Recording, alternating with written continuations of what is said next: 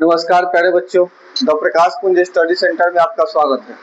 इसके पहले जो था हम लोग कुछ टॉपिक उसमें का बाकी था अर्थव्यवस्था में के चैप्टर 1 का, जो कि आज हम लोग उस टॉपिक को क्लियर कर लेंगे और इस चैप्टर को अभी आज क्या करेंगे, समाप्त करेंगे। तो इसके पहले आप जितने भी हम टॉपिक पढ़ाए हैं उसको अभी तक आपने नहीं देखा है तो आप जो जाकर इसके पिछले वाले वीडियो में उस पूरे टॉपिक को कवर कर सकते हैं। ठीक है, चलिए यहाँ पर बिल्कुल देरी न करते हुए हम इस वीडियो को शुरू करते हैं। अगर आप जो है देखिए, जब वीडियो आप देखिएगा तो शुरू से अंत तक वीडियो में बने रहिएगा। मान लीजिए कि अगर आप स्किप कर करके देखते हैं या फिर भगा भगा कर देखते हैं तो आप जो है आपको कुछ भी समझ में नहीं आएगा। ठीक है, चलिए हम लोग आज के इस टॉपिक को हम लोग क्या करते हैं, शुरू करते हैं। पहला टॉपिक है कि बिहार के विकास की दर, कि बिहार का विकास का दर कितना है। ठीक है, बोल रहा है कि बिहार का विकास का दर लगभग 11.3% बताई गई है। यानी हमारा बिहार का विकास का दर जो है कितना है, 11.3%। ठीक है, यह देश में गुजरात के बाद दूसरा स्थान पर आता है। अगर देखा जाए तो देश के बाद में जो है दूसरा स्थान पर विकास के दर में कौन सा आता है, हमारा बिहार आता है। ठीक है, अगला है मूलभूत आवश्यकताएं, विकास से संबंधित, यानी हम लोग को कौन कौन सी आवश्यकताएं हैं जिससे हम लोग अपने जो हमारी मूलभूत आवश्यकताएं हैं कौन कौन है जिससे हम लोग अपने जीवन उपार्जन कर सकते हैं, यानी अपने जीवन को कर सके मतलब गुजार सकते हैं। तो रोटी कपड़ा मकान, यानी इनके द्वारा क्या कर सकते हैं, अपने जीवन को यापन कर सकते हैं। समझ में आया? यानी एक नंबर में बता रहा है कि विकास का उद्देश्य लोगों के इन आवश्यकताओं की पूर्ति करना। ठीक है, हमारा विकास का मुख्य उद्देश्य होता है, विकास का मुख्य उद्देश्य क्या होता है, लोगों की आवश्यकताएं हैं, जो हमारी आपकी जो आवश्यकता हो उसको ही तो पूर्ति करना हमारे विकास कहलाता है। यानी मान लीजिए कि जब तक लोग का विकास नहीं होगा तब तक किसी देश का या किसी राज्य का विकास हो सकता है, नहीं हो सकता है। ठीक है, बोले कि बढ़ती जनसंख्या विकास में बाधा बनती है, यानी जो हमारी जनसंख्या जैसे जैसे बढ़ेगी वैसे वैसे हमारी विकास में क्या होगी, बाधा बनेगी। यानी हम आपको बताए थे कि अगर हमारी जनसंख्या जितना तेजी से बढ़ेगी, हमारी जनसंख्या जितनी ज्यादा बढ़ेगी हमारी आवश्यकता भी बढ़ेगी। ठीक है, जैसे जैसे हमारी आवश्यकताएं बढ़ेगी हमारे प्रति जो आय होगा, आय दिन प्रतिदिन क्या होते जाएगा, कम आय तो आएगा लेकिन हम लोग बचत नहीं कर पाएंगे। ठीक है, तो सबसे बड़ा जो है हम लोग को बढ़ती जनसंख्या के कारण जो है हम लोग का किसी राज्य या किसी देश का विकास नहीं हो पाता है। ठीक है, अगला है कि गरीबी हटाना विकास का मुख्य लक्ष्य है। यानी अगर गरीबी हट गया तो गरीबी हट जाने के बाद जो है हमारा क्या बिहार या जो भी हमारा भारत देश है पूरी तरीके से क्या हो जाएगा, विकसित हो सकता है। ठीक है, अगला है कि गरीबी रेखा। ठीक है, बोले कि गरीबी मापने के लिए योजना द्वारा गरीबी रेखा निर्धारित की गई है। ठीक है, यानी गरीबी रेखा बोले कि अगर कोई भी व्यक्ति अगर ग्रामीण क्षेत्र में रहता है तो अगर वह 2400 कैलोरी के आसपास में है, ठीक है, तो वह जो है गरीबी रेखा के नीचे, अगर इसके 2400 कैलोरी के अगर कोई भी व्यक्ति नीचे है तो वह जो है ग्रामीण क्षेत्र में ध्यान रखेगा।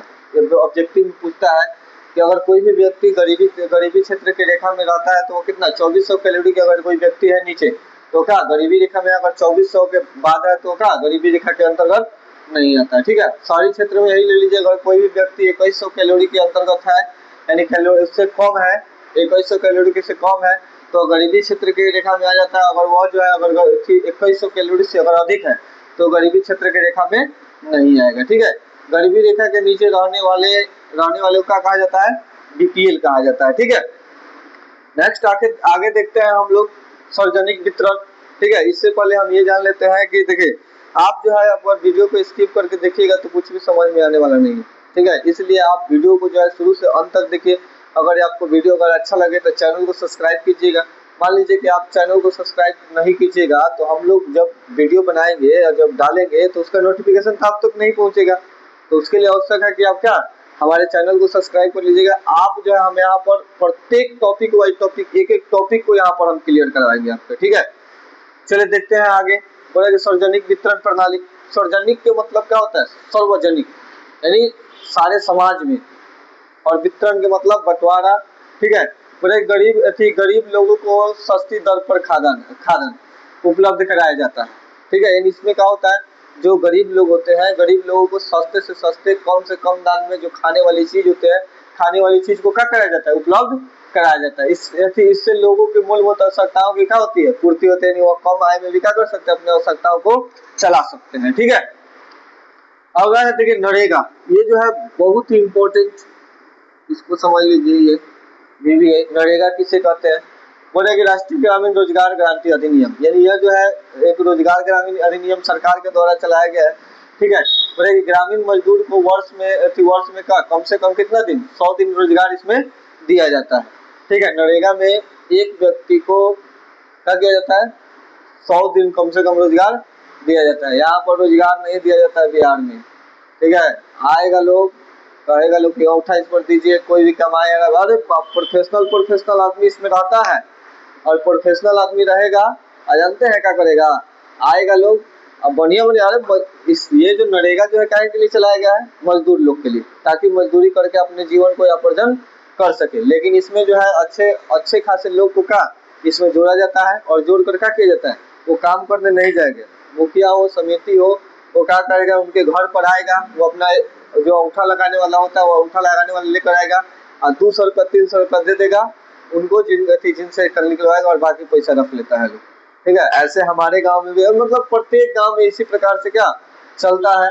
ठीक है, तो थोड़ा इस पर ध्यान देने वाली बात है। आगे बोले कि इसके लिए न्यूनतम मजदूरी निर्धारित किया जाता है, यानी इसमें जो है एक मजदूरी को निर्धारित किया जाता है। लगभग आपका हफ्ता में जो है 3,000 या कुछ यही आपका क्या आता है। ठीक है, इससे दुनिया के सबसे बड़ी रोजगार योजना का माना जाता है। नरेगा जो है, नरेगा दुनिया का सबसे क्या बड़ी रोजगार योजना जिसे जो कि सरकार के द्वारा क्या चलाया जाता है। ठीक है, अगला है समावेशिक विकास, ये भी जो है ये भी हमारे लिए बहुत ही इम्पोर्टेंट है। ठीक है, समावेशी विकास क्या है, बोला कि विकास का लगभग समाज के सभी वर्गों तक पहुंचाना चाहिए, यानी विकास जो है, विकास समाज के प्रत्येक व्यक्ति को क्या पहुंचाना चाहिए। कृषि, उद्योग और व्यवसाय सभी क्षेत्रों का विकास क्या आवश्यक है। बोले कि बिना भेदभाव के समाज के हर वर्गों का विकास ही क्या कहलाता है, समावेशी विकास कहलाता है। यानी बोल रहा है कि बिना हम लोग भेदभाव के समाज के हर व्यक्ति तक हम अपने विकास को पहुंचाए, वही क्या कहलाता है, समावेशी विकास कहलाता है। यहाँ पर जो है, यहाँ पर हम लोग का ये अर्थव्यवस्था का जो प्रथम चैप्टर है, प्रथम चैप्टर क्या होता है, समाप्त होता है। ठीक है, इसके आगे जो है, इसके आगे हम पूरे चैप्टर आप जो है यहाँ पर ऑल सब्जेक्ट यहाँ पर मिलेगा। इसलिए आप जो है 2027 के एग्जाम के लिए तैयारी हो जाइए कि हमें किस प्रकार से तैयारी करना है। ठीक है, हम आपको बिल्कुल यहाँ पर फ्री में आपको तैयारी करवाएंगे, बिल्कुल 10th क्लास का।